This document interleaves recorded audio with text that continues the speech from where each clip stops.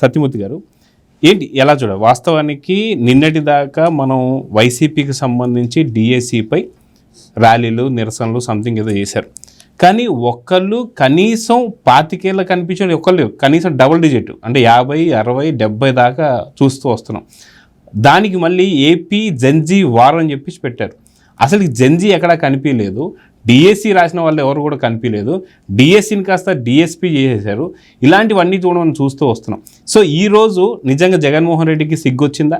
ఎందుకంటే కర్నూలుకి సంబంధించి కొండారెడ్డి బురుజు దగ్గర నిజమైన డిఎస్సికి సంబంధించిన టీచర్లు ఆత్మగౌరవ ర్యాలీ గతంలో ఇప్పటిదాకా ఎప్పుడు చూడాలి. ఎందుకంటే ప్రభుత్వాలపై ఉద్యోగస్తులు నిరసనలుగా ఇవన్నీ చూసాం. కానీ ప్రతిపక్షంపై ఇలాంటి నిరసన ర్యాలీ ఏదైతే చేశారో దీన్ని ఎలా చూడాలంటారు?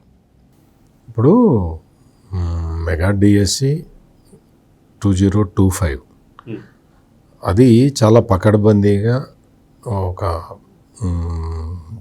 నిబంధనల ప్రకారం నిర్వహించారు. మొత్తం 16,000 మంది టీచర్లని రిక్రూట్ చేశారు. అప్పటి వరకు టీచర్ల రిక్రూట్మెంట్ అనేది ప్రభుత్వాలు మర్చిపోయినాయి. మరి ముఖ్యంగా జగన్మోహన్ రెడ్డి ప్రభుత్వం టీచర్ల రిక్రూట్మెంటు చెయ్యలేదు సరికదా. చాలా స్కూళ్ళని మూసేశాడు, ఏకోపాధ్యాయ పాఠశాలలు తీసేశాడు, బెస్ట్ అవైలబుల్ స్కూల్స్ లేకుండా చేశాడు. నాడు నేడు పేరుతో కొన్ని పథకాలు తీసుకొచ్చి స్వాహా.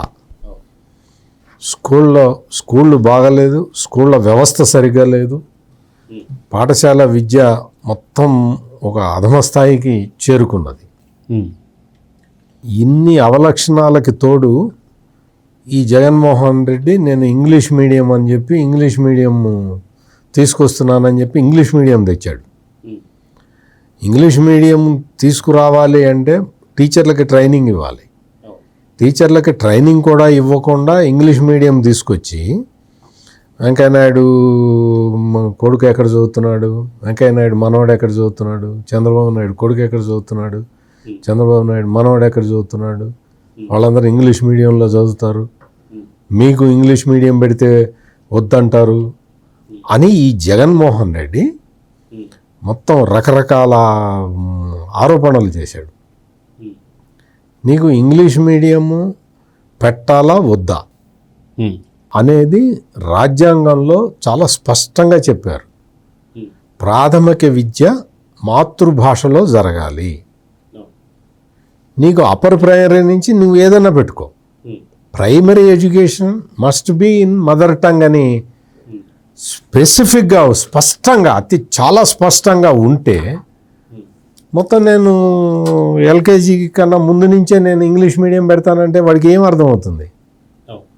వాడికి అర్థం కాదు. నీకు అసలు ప్రాక్టికాలిటీ లేదు నీకు. అంటే నేను ఈ విషయాలన్నీ ఎందుకు చెప్తున్నాను అంటే విద్యా వ్యవస్థ మీద కనీసమైన అవగాహన లేని వ్యక్తి జగన్మోహన్ రెడ్డి అని చెప్పడానికి నేను ఇన్ని ఎగ్జాంపుల్స్ చెప్పాను మీకు. ఇవన్నీ చేసి నీకు ఇంగ్లీష్ మీడియం పెట్టి ఇంగ్లీష్ మీడియం ద్వారా సమాజంలో ఒక ట్రాక్షన్ తీసుకురావాలని ప్రయత్నం చేశాడు ఈ జగన్మోహన్ రెడ్డి. తర్వాత ఈ ఇంగ్లీష్ మీడియంని సరిగ్గా ఇంప్లిమెంట్ చేయలేక, అసలు ఇంప్లిమెంట్ చేయలేక ఇందులో డబ్బులు కొట్టేయటానికి బైజూస్ అనే కంపెనీకి ఇచ్చాడు. ఆ బైజూస్ అనే కంపెనీనే పోయింది. బెంగళూరులో హెడ్ క్వార్టర్స్ బెంగళూరులోనే 5-6 పనిచేస్తుంటారు. అంత దారుణమైన దానికి ఈ కాంట్రాక్ట్ ఇచ్చాడు సిలబస్ పెట్టమని. అది కూడా అతను కూడా జైల్లోనే ఉన్నాడు. ఆ సిలబస్ పెట్టమని తయారు చేయమని ఇచ్చాడు. వాళ్ళకే ట్యాబులు ఇచ్చాడు. మొత్తం అంతా కొట్టుడే, ఎవడికి అందింది వాడు కొట్టడం. నీకు ఈ టైపులో విద్యా వ్యవస్థని సర్వనాశనం చేసినందుకు జగన్మోహన్ రెడ్డి టైంలో పాఠశాల విద్య మొత్తం మూలకి చేరున్నది. అటువంటి పాఠశాల విద్యని పైకి మళ్ళీ ఎట్లా ఉజ్వల భవిష్యత్తు వైపు తీసుకురావాలని ఆలోచించి కూటమి ప్రభుత్వం రాగానే విద్యాశాఖ మంత్రి అయిన నారా లోకేష్ అసలు ముందర ఇవన్నీ కాదు, ముందర మనం ఈ చిన్నపిల్లల్లో నైతిక వర్తన తీసుకురావాలి అని మోరల్ సైన్స్ మళ్ళీ తీసుకొచ్చి మళ్ళీ రీఇంట్రడ్యూస్ చేసి దానికి చాగంటి కోటేశ్వరరావు ప్రవచనకర్తని ఆయన్ని దానికి పెట్టి, అయ్యా మీరు ఈ పని చేయాలి అంటే, ఆయన ఈ మోరల్ స్టోరీస్ పిల్లలకి ఎట్లా చెప్పాలి ఏంటి అనేది అవన్నీ ఇన్కార్పొరేట్ చేశారు సిలబస్లో.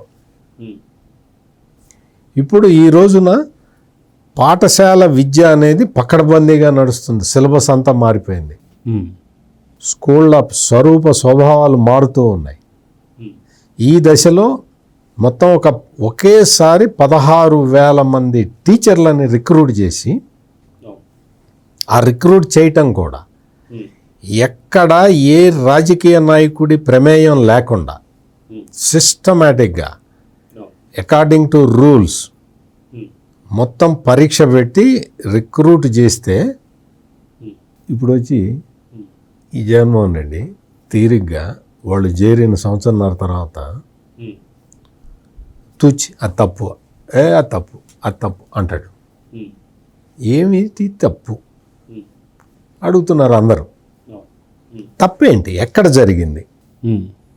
క్వశ్చన్ పేపర్ లీక్ అయింది. Very good.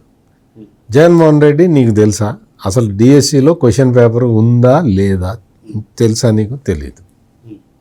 డిఎస్సిలో క్వశ్చన్ పేపర్ ఉంటుందో లేదో తెలియని వ్యక్తులందరూ మీరేదో ముసలి జన్జీనో ఏదో అంటున్నారు. వాళ్ళందరూ వచ్చి కూర్చొని పేపర్ లీక్ అయింది, లోకేష్ రాజీనామా చేయాలంటారు. అసలు నీకు డిఎస్సి అంటే ఏంటో తెలుసా? నీకేమన్నా ఒక ఐడియా ఉందా? నువ్వేమన్నా 10th క్లాస్ అన్న పాస్ అయ్యావా? అటువంటిది ఏమీ లేదు. పేపర్ లీక్ అయింది, లోకేష్ రాజీనామా చేయాలి. పేపరే లేదురా బాబు, పేపరే ఉండదురా అంటే వాళ్ళకి అర్థం కాదు. పేపర్ లేకుండా పరీక్ష పెడతారు అని అడుగుతున్నారు. ఎవరు? వైసీపీ వాళ్ళు.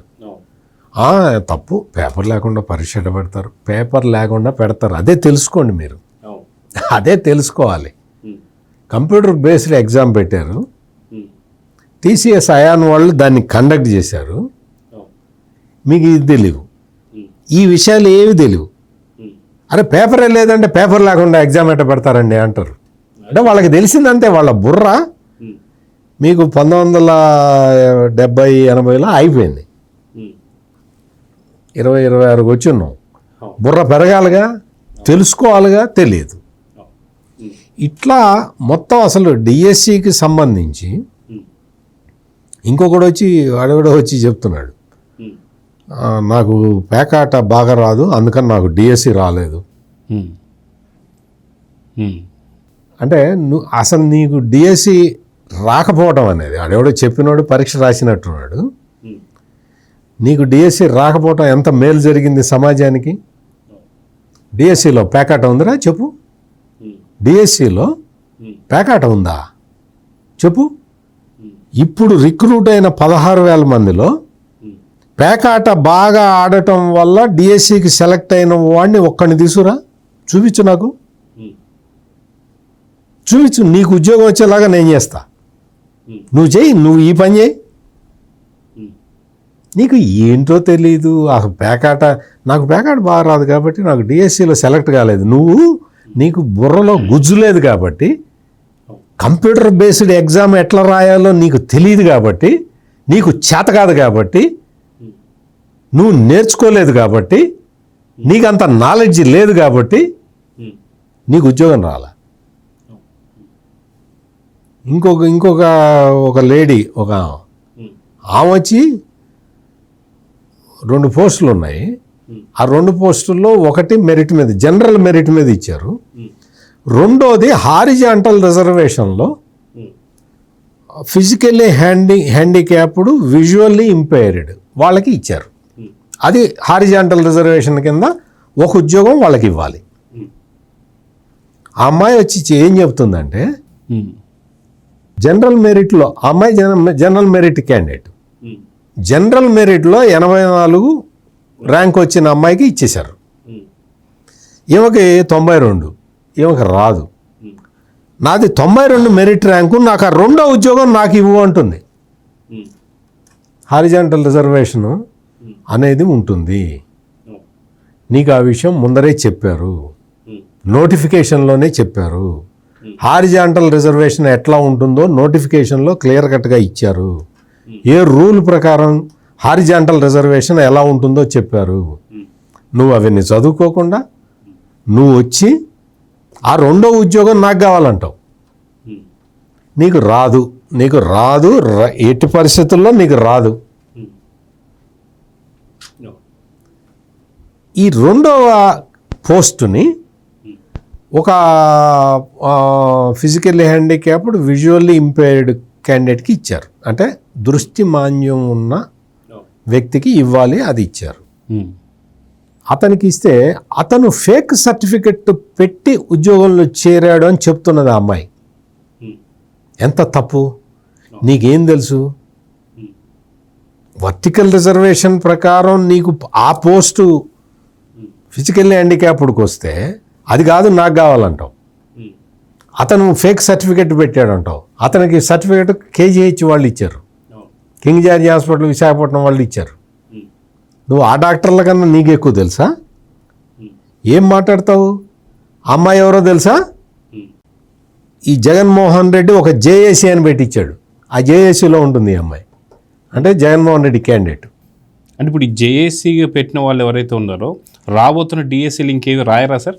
ఇంకా ఫిక్స్ అయిపోయినట్టేనా? ఈ ప్రభుత్వం ఉన్నంతకాలం వాళ్ళు రాయకూడదని చెప్పేసి మంచి ఐడియా ఇచ్చారు. నేను కూడా నారా లోకేష్కి ఒక ట్వీట్ పెడతా.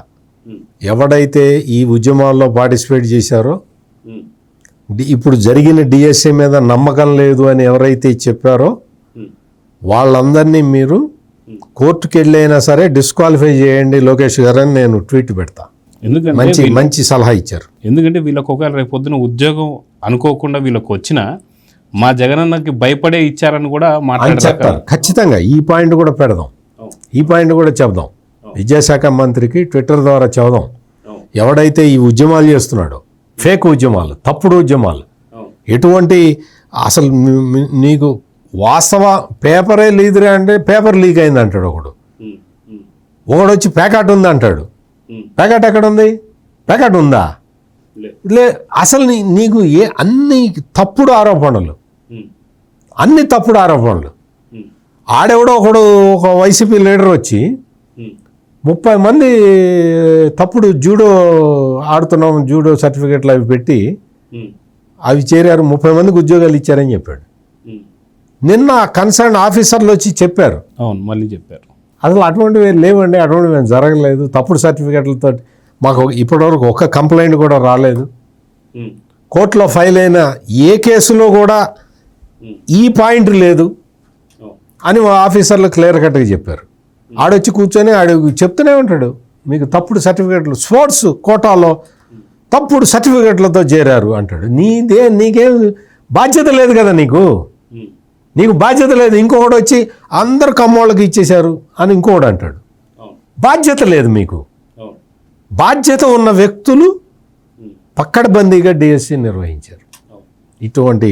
ఇటువంటి మనుషులు వీళ్ళకి ఎట్లా బుద్ధి ఎట్లా రావాలా అని ఆలోచించి నిజమే డిఎస్సిలో ఉత్తీర్ణులై ఉద్యోగాలు చేస్తున్న వాళ్ళందరూ వచ్చి ఈరోజు రోడ్డు మీదకి వచ్చి మమ్మల్ని అవమానిస్తావా నువ్వు? మేము ఇంత కష్టపడి మేము చదువుకొని మా జీవితాశయం మేము. ఇంకోటి చెప్తాడు, టెట్ అర్హత లేకుండానే స్పోర్ట్స్ కోటాలో ఇచ్చారని చెప్తాడు. చూసిరాపో వెళ్ళి. టెట్ అర్హత లేని వాడు ఎవడన్నా స్పోర్ట్స్ కోటాల్లో ఉన్నాడా? నువ్వు ఒక ఎగ్జాంపుల్ చెప్పు. తీసుకొచ్చి ఈయనకి టెట్ లేదండి, ఇతనికి స్పోర్ట్స్ కోటాలో ఇచ్చారని చెప్పు, చూపించు. ఆ అధికారులు చాలా క్లియర్గా చెప్తున్నారు సార్. ఏదైతే వీళ్ళు అక్కడ అప్లికేషన్ నింపేటప్పుడు టెట్ ఆప్షన్ ఉంటుంది, దాన్ని సెలెక్ట్ చేసి దాంట్లో వాళ్ళకి ఏం మార్క్స్ వచ్చాయో చెప్పిన తర్వాతనే వాళ్ళకి నెక్స్ట్ ఉంటుంది ప్రాసెస్. వాళ్ళు అవన్నీ చూస్తే కదా సార్ మాట్లాడడానికి. వీళ్ళకి తెలిసి సావదు, వీళ్ళకి తెలీదు, సావదు.